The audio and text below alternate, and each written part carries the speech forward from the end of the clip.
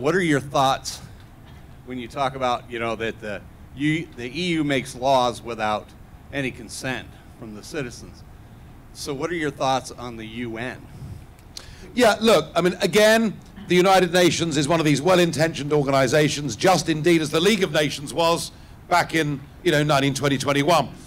Look, I am all for international organizations where countries get together as friends that respect each other and you can agree some positions. What I'm not for are international organizations that morph into supranational organizations and then give the ability to make decisions to those organizations.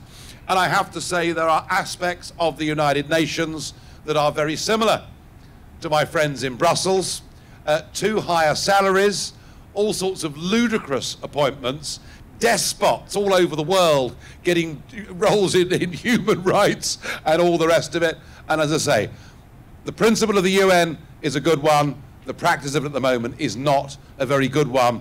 But the highlight for me of the United Nations in the last few years was Donald Trump's speech there that he gave last year. And when anybody ever asks you, what is the doctrine of Trump, I think he laid out in that speech at the UN everything that he, as a human being, believes. His belief in a nation state, his belief in a democratic process, his belief that bureaucrats, be they in the UN or the EU or elsewhere, should never get above their station. So let's watch the UN like a hawk. It could be a force for good. At the moment, it's a force for bureaucracy, high salaries, and it's costing us a bit too much money.